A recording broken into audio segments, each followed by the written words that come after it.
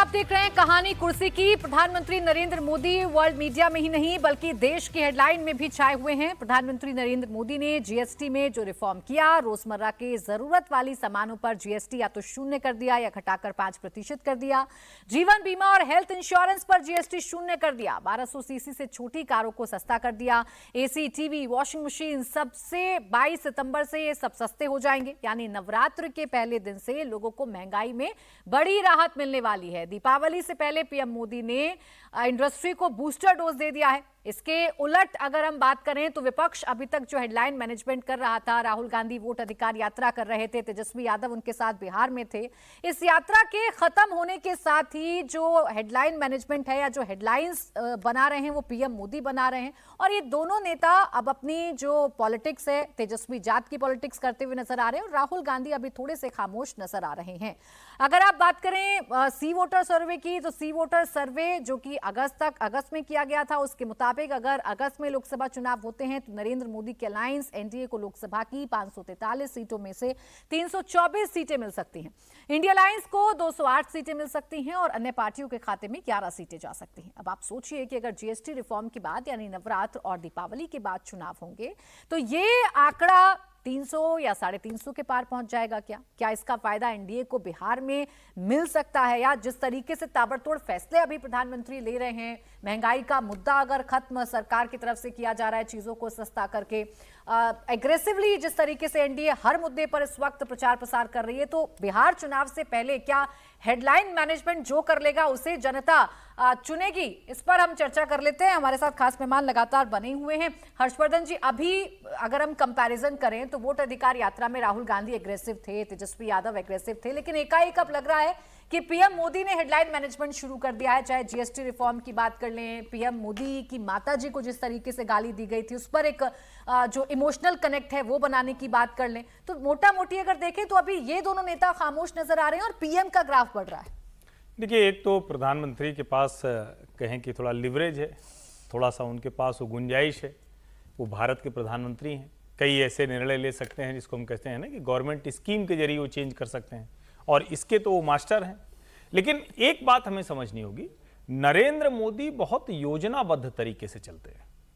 राहुल गांधी की सबसे बड़ी मुश्किल यही है कि या तो उनके आसपास के सलाहकार उनको सही समय पर सही योजनाएं नहीं बना पाते, और जो बनाते भी हैं उसको लागू ठीक से नहीं कर पाते। जैसे उदाहरण के लिए वोट अधिकार यात्रा बिल्कुल दुरुस्त बात थी, लेकिन ये उनको भी पता था कि आप रोज वोट चोर कहेंगे और वोट अधिकार यात्रा के बाद अगर बिहार उमड़ा नहीं, अपनी कार्यकर्ताओं की भीड़ अलग बात है, वो तो रहेगी, वो तो थी, लेकिन अगर उमड़ा नहीं, उस तरह का रिएक्शन नहीं दिखा, लोग कहने लगे कि नहीं हमारा वोट कट रहा है, ऐसा नहीं हो रहा, तो क्या होगा?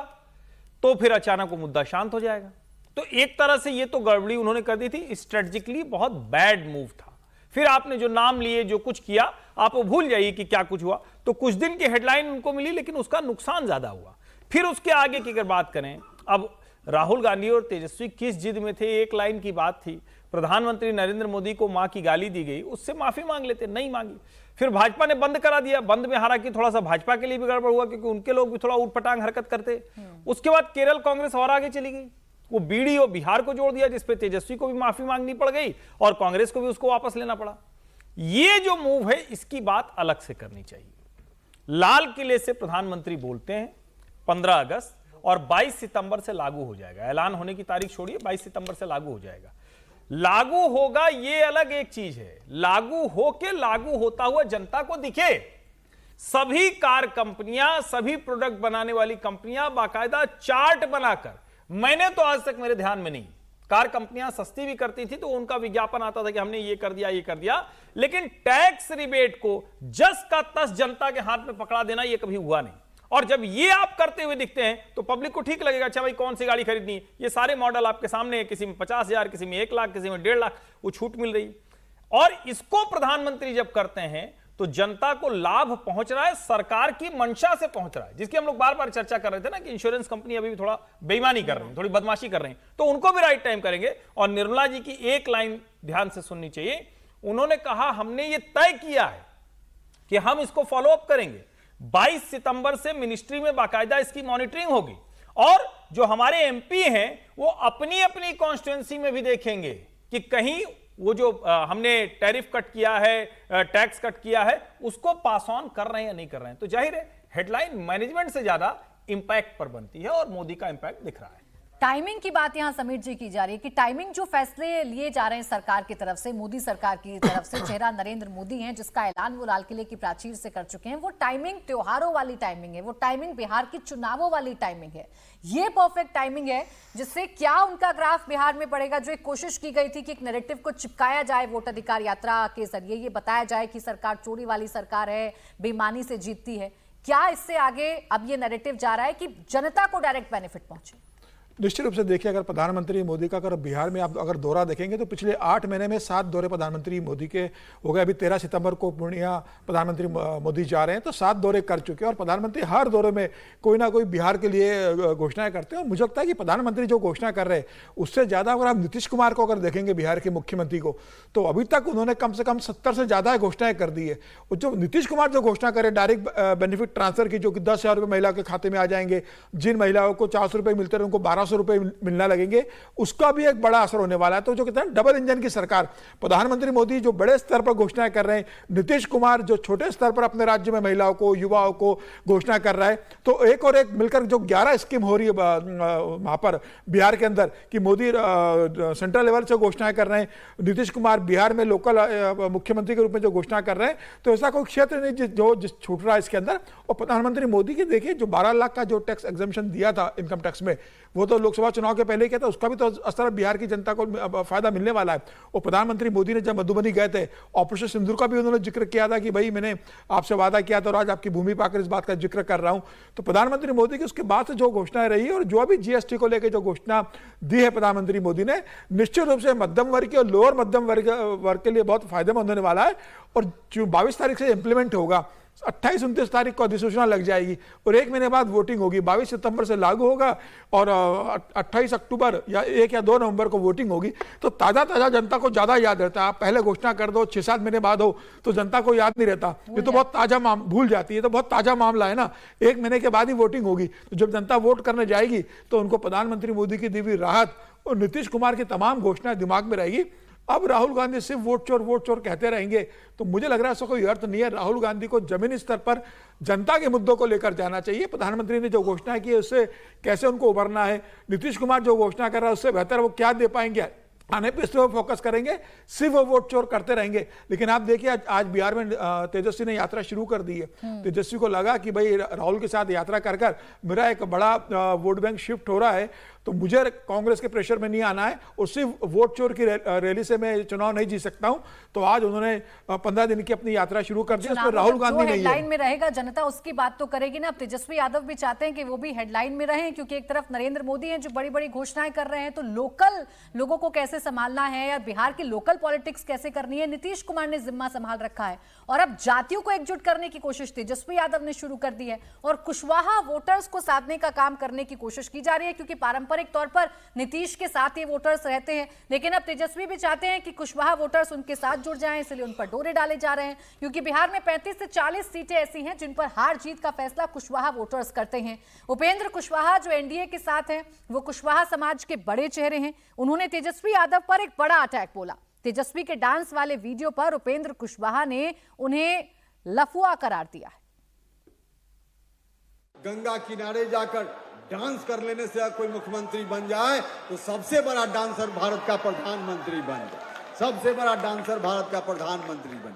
अरे भाई आप अपनी छवि भी जरा ठीक रखिए। क्या लफुआ की तरह डांस करते हैं?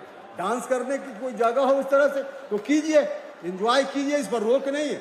नाचना कोई बुरी चीज नहीं, नाचना बुरी चीज नहीं, लेकिन जिस तरह से लफुआ की तरह प्रदर्शन कर रहे हैं।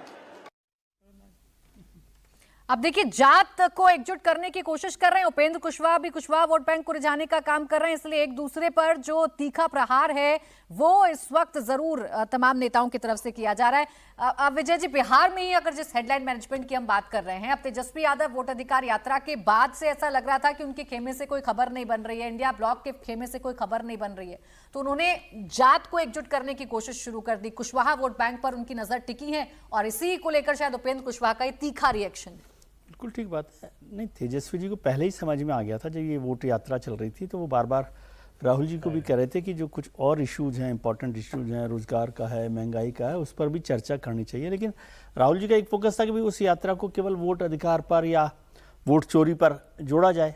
अब तेजस्वी जी को समझ में आया कि उसका कितना इम्पैक्ट नहीं हुआ है या हुआ है, उसके आगे बढ़ना पड़ेगा। इसलिए उन्होंने कहा कि जाति जो बिहार की राजनीति की हकीकत है, वैसे तो हिंदुस्तान की राजनीति की हकीकत है, क्योंकि प्रशांत जी फिर नाराज हो जाएंगे। वो कहते हैं कि केवल आप बिहार की बात करते हो, सब जगह ही प्रशांत जी की चिंता है आपको? नहीं, प्रशांत जी की क्यों नहीं चिंता, सबकी चिंता, सब बात कर रहे हैं। तो वो चिंता उनकी है और वो राजनीति वहाँ पर चल रही है। तो तेजस्वी जी को समझ में आया, और शायद कल भी हम लोगों ने चर्चा की थी कि तेजस्वी जी का जो अपना MY समीकरण का या जो भी वोट बैंक है वो उनके पास है 36%, लेकिन जब वो 45 तक नहीं आएंगे तब तक उनका बदलना, सत्ता समीकरण बदलना मुश्किल है बिहार में। और उसके लिए ज़रूरी है कि कुशवाहा हो, कुर्मी हो या और जो जाति समीकरण हैं उन पर काम किया जाए। और ये तो कुशवाहा जी की जिम्मेदारी है NDA में कि भाई वो अपना वोट बैंक ना खिसकने थे। हर एक को अपनी अपनी जिम्मेदारी दी गई है ना, छोटा ही वोट बैंक हो लेकिन वो खिसकेगा तो बहुत बड़ा फर्क पड़ सकता है। इसलिए कुशवाहा जी ने उन पर हमला बोला है। वो तो खैर तेजस्वी जी को कह रहे हैं कि वो डांस करते हैं तो लफुआ की तरह से डांस कर रहे हैं, नाचना कोई बुरी चीज़ नहीं है, ये बात तो ठीक है, लेकिन किसके इशारे पे नाच रहे हैं ये तो भी देखना चाहिए। किसके इशारे पे नाच रहे हैं? नहीं, कुशवाहा जी को पता होगा कि वो किसके इशारे पर नाच रहे हैं। वो तो अपने इशारे अपने आप ही नाच रहे हैं, लफुआ की तरह से नाच रहे हैं या नहीं नाच रहे। लेकिन राजनीति में चलता रहता है। देखो, लोकल पॉलिटिक्स में हमको यहाँ पर आना बड़ा ऐसा लगता है कि ऐसे बोल दिया, नहीं बोल दिया। वहाँ जो वोटर होता है उसको मजा आता है, एक लफुआ शब्द के साथ ही चल जाता है कि भाई ये है, और वो फिर जब सभा से खत्म होकर जाते हैं तो वो बात करते रहते हैं, अरे वो लफुआ ये कर रहा था, वो कर रहा था। तो थोड़ा बहुत असर पड़ता है इनको पॉलिटिक्स में। हर एक को ये ऐसा है ना, बोतल में एक एक बूंद से जैसे घड़ा बढ़ता है ना, वैसे ही है, सब लोग अपना अपना बूंद उसमें डाल रहे होते हैं। तो लेकिन सब ठीक है, लेकिन इस डांस पे टिप्पणी नहीं मुझे करनी समझ चाहिए। में नहीं आ रही। कोई भी, अरे भाई ठीक है, वो नाच रहे हैं, अच्छा लग रहा है, उनके सर वो घर सभा में परिवार के अच्छा लोग लगता है ना, हैं, एक ये शब्द क्या चला दिक्कत दिया, है? सभा में चला अब दिया कुछ एक भी शब्द। बोल देना है आप। हाँ। एक तरफ आप ये भी कह रहे हैं कि नाचना बुरी चीज नहीं। मुझे तो लगता है ना, ये नेताओं को एकदम से खांचे में बांध देना ये भी बहुत ठीक नहीं। भारतीय राजनीति में ये भी बहुत जा रहे हैं, भाई ठीक है, अपने घर परिवार नाचने में के क्या साथ फर्क पड़ नाच रहा रहे हैं, और इसी वजह से उसी सबको लेकर टिप्पणियां भी बहुत होती हैं, जबकि इसका असर बिल्कुल नहीं होता है। अब देखिए, बिहार में जिस तरीके से इस वक्त राजनीति चल रही है, तेजस्वी यादव वोटाधिकार यात्रा के बाद अब थोड़ा अलग निकलकर अपनी राजनीति कर रहे हैं, क्योंकि कई बार असहज कांग्रेस की वजह से तेजस्वी यादव हो गए हैं। कल ही उनका बयान आपने देखा था, बीड़ी वाले बयान पर बड़ी नाराजगी उन्होंने जताई थी। तो वो समझ रहे हैं कि अलग रास्ता भी हमको तलाशना होगा। तो नीतीश कुमार लोकल पॉलिटिक्स इस वक्त कर रहे हैं, वो बिहार के लोगों को कैसे फायदा पहुंचा रहे हैं। बिहार में सत्ता में वापसी के लिए नीतीश कुमार लोकल पर जोर दे रहे हैं। 125 यूनिट फ्री बिजली से लेकर वृद्धा पेंशन, विधवा पेंशन जैसी सामाजिक सुरक्षा पेंशन को बढ़ाया है। साथ ही जेडीयू तेजस्वी पर अटैकिंग मोड में भी है। जेडीयू ने तेजस्वी यादव के नाम को ही पूरी तरीके से डिकोड कर दिया है। क्या कहा है, किस दिलचस्प तरीके से उनके नाम को डिकोड किया गया है, सुनिए जरा। समाजवादी पृष्ठभूमि के कार्यकर्ताओं के मन में यह भावना जगी कि आपकी सच्चाई को बाहर निकाला जाए। इसीलिए चूंकि आप अंग्रेजी विद्यालय में पढ़े हैं तो अंग्रेजी नामाकरण आपका किया है।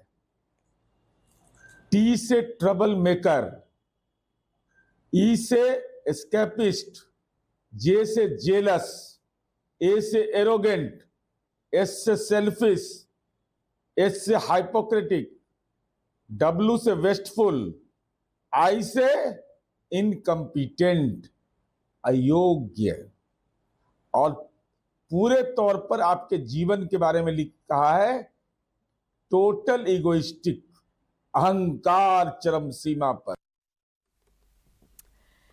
तो बिहार में इस वक्त तैयारी जबरदस्त तरीके से विनोद जी चल रही है। विपक्ष अपनी तरीके से तैयारी कर रहा है, एक नैरेटिव बिहार चुनाव में लेकर गए। वोटाधिकार यात्रा खत्म हुई, अब उसकी चर्चा बिहार में इतनी ज्यादा खुद नेता नहीं कर रहे हैं, तेजस्वी यादव नहीं कर रहे हैं, लोकल मुद्दों पर चर्चा कर रहे हैं। तो नीतीश कुमार हैं जो लोकल वोटर्स को पकड़े हुए हैं। बड़ी बड़ी योजनाओं की घोषणा आए दिन नीतीश कुमार की तरफ से की जा रही है। कौन सा फॉर्मूला आपको लग रहा है कि हिट हो सकता है?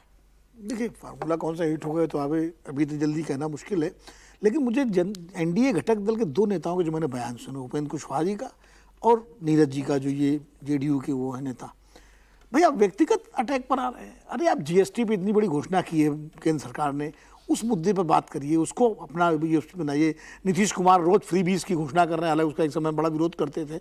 उनको अब तेजस्वी के नाम का एब्रीविएशन मिला करके आप लगे हुए पूरा जोर दे रहे हैं, या उनके डांस पर आप टिप्पणी कर रहे हैं। इससे कहीं लगता है कि अभी भी ये लोग कॉन्फिडेंट नहीं है अपनी स्थिति को लेकर के, और इसीलिए इस तरह के व्यक्तिगत हमले कर रहे हैं। व्यक्तिगत हमले करना से बचना चाहिए नेताओं को, मुद्दों पर बात कीजिए। और इतना बढ़िया मौका प्रधानमंत्री नरेंद्र मोदी ने दिया जीएसटी वाला ये राहत दे करके लोगों को, कि आप इस मुद्दे को लेकर जाइए, लोगों के बीच में इसकी बात करिए, लेकिन वो बात कर रहे हैं उसकी। तो मुझे लगता है कि ये जो नकारात्मक किस्म की राजनीति है ये काम नहीं आती। और रही बात देखिए कुशवाहा वोट की समस्या उपेंद्र जी की ये है कि उपेंद्र जी की यूएसपी वही है। वो पिछली बार जब एनडीए में 2014 में शामिल हुए थे तो कुशवाहा वोट के कारण ही उनको दे लिया गया था। फिर वो 19 में अलग चले गए, चुनाव लड़े जाके विपक्ष के साथ, कांग्रेस के गठबंधन के साथ, उसके बाद फिर वापस आ गए। तो बार बार इधर उधर आने से उनका भी जनाधार कमजोर हुआ है। इसीलिए लोकसभा चुनाव में हार गए, खुद हार गए। तो अब उनको अपनी जमीन बचाने की मजबूरी है उनकी, और इसीलिए तेजस्वी यादव और कांग्रेस पार्टी कुशवाहा वोटों पर आई कर रही है नजर लगाए हुए, क्योंकि उपेंद्र कुशवाहा का जनाधार कमजोर होने से तेजस्वी इस कोशिश में है कि वो उसको अपने साथ जोड़ें। कितना जोड़ पाएंगे कितना नहीं जोड़ पाएंगे अलग बात है, लेकिन अगर कुछ परसेंट भी जोड़ लेते हैं तो नुकसान तो उपेंद्र कुशवाहा और एनडीए का ही होगा ना। देखिए बिहार में जो कोशिश, ये जो ऐसे लिखा हुआ है ना, किसी को भी टीवी पर दिख रहा होगा अभी तेजस्वी इतना बड़ा लिख के आप उसको एक एक का एब्रीविएशन कर रहे हैं। ये ठीक वैसे ही है जैसे राहुल गांधी ने बड़ा दिमाग लगा के अपने विपक्षी गठजोड़ का नाम 2024 में रख दिया था इंडिया, देश का नाम, और उसको उन्हीं के सहयोगी दल और उनकी पार्टी के प्रवक्ता बता ही नहीं पाते थे।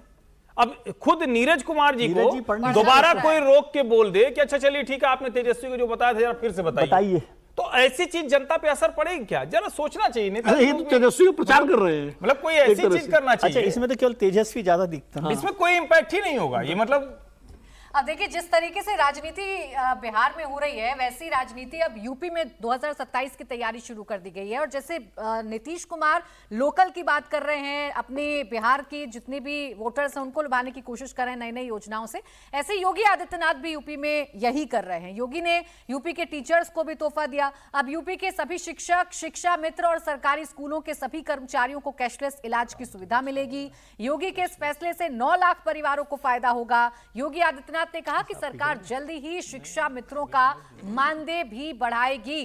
तो 2027 की पिच अभी से तैयार हो रही है, और ऐसा इसलिए क्योंकि एक तरफ योगी आदित्यनाथ हैं जो घोषणाओं का ऐलान कर रहे हैं, तो अखिलेश यादव भी एग्रेसिवली अब हर मुद्दे का जवाब दे रहे हैं।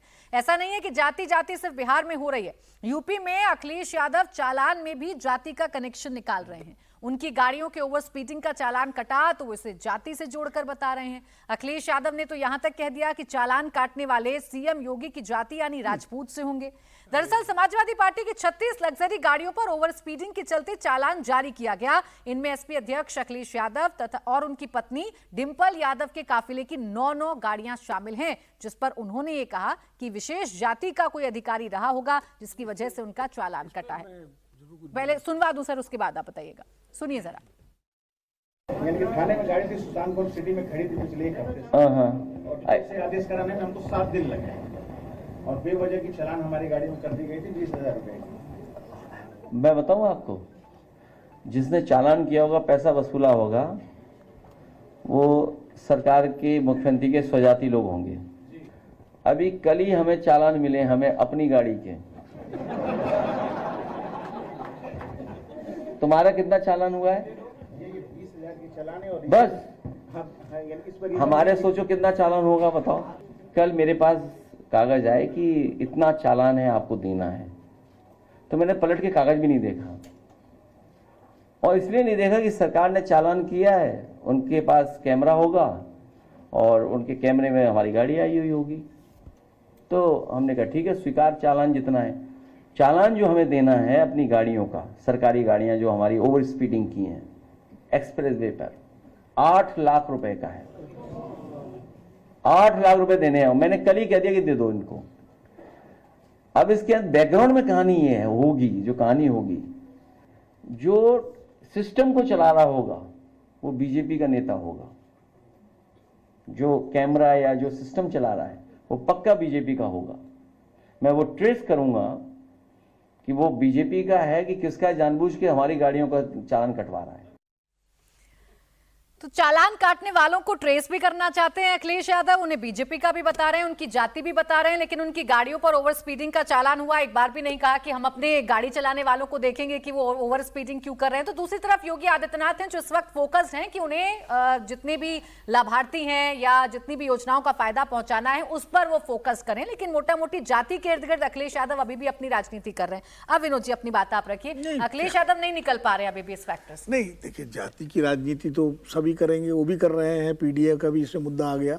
लेकिन चालान की जो बात बताऊं, मैं अभी मेरी गाड़ी का भी चालान आया और यूपी से ही आया, मैं कानपुर जाता रहता हूँ, 2000 रुपये मैंने भर दिए, ओवर स्पीडिंग का ही चालान है। असल में क्या है, एक्सप्रेस वे जो है, जो नोएडा एक्सप्रेस वे और ये यमुना एक्सप्रेस वे और लखनऊ एक्सप्रेस वे, इनमें अब बहुत जगह जगह कैमरे लग गए और कैमरे बहुत ही पूरी तरह से मतलब अलर्ट हैं। तो जैसे ही आप लिमिट क्रॉस करते हैं वो कैच हो जाता है उसमें और वो चालान आ जाता है आपको, और वो सारा SMS से आता है।